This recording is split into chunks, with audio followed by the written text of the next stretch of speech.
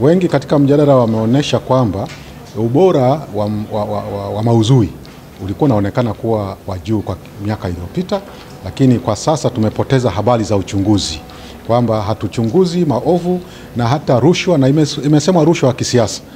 Mmoja wa wachangiaji mada pale amesisitiza sana kwamba mzizi wa fitina katika masuala ya uandishi wa habari za uchaguzi ni rushwa ya uchaguzi, rushwa ya wanasiasa, kiasi kwamba mwandishi wa habari anapokuwa amebebwa na mwanasiasa au hata akapewa posho na mwanasiasa, unatarajia ataandika nini pale anapokuwa amekosea.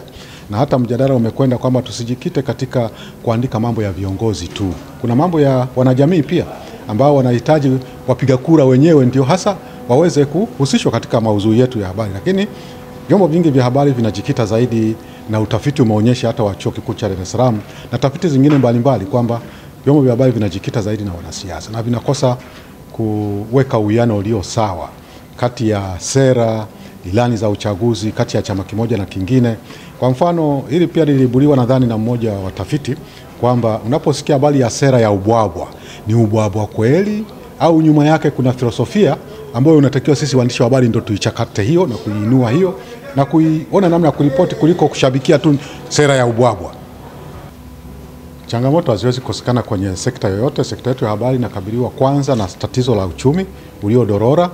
Uchumi umedorora kiasi kwamba ndio inatupotezea uhuru wetu, uhuru wa kufanya kazi kwa kina, uhuru wa kutafiti, uhuru wa kujichimbia mahali na kuibua maovu, kwa sababu hatuna nguvu ya uchumi. Hata katika hali ya kawaida mtu yeyote unapokuwa huna pesa mfukoni, ni rahisi sana kufanywa lolote na mtu yeyote kwa sababu huna nguvu ya kiuchumi. Kwa vyombo vyetu vya habari vingi vimekabiliwa na hii. Hii ni tatizo moja kubwa. Tatizo la pili ambalo naliona kwa mtazamo wangu, mbali na kukosa nguvu ya kiuchumi, nadhani tunaweza kuzungumzia zaidi ule uhuru wa uhariri.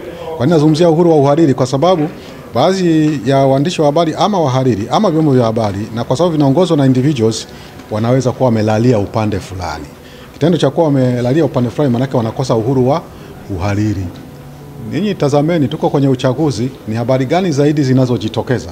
Hata kama unaiona nguvu yenyewe ya vyama vingine vya siasa si kubwa kiasi hicho, lakini hata kwa chama ambacho kinaonekana kuwa na nguvu, maudhui yake yako ya namna gani? Magazeti yanaandikaje vichwa vyake vya habari?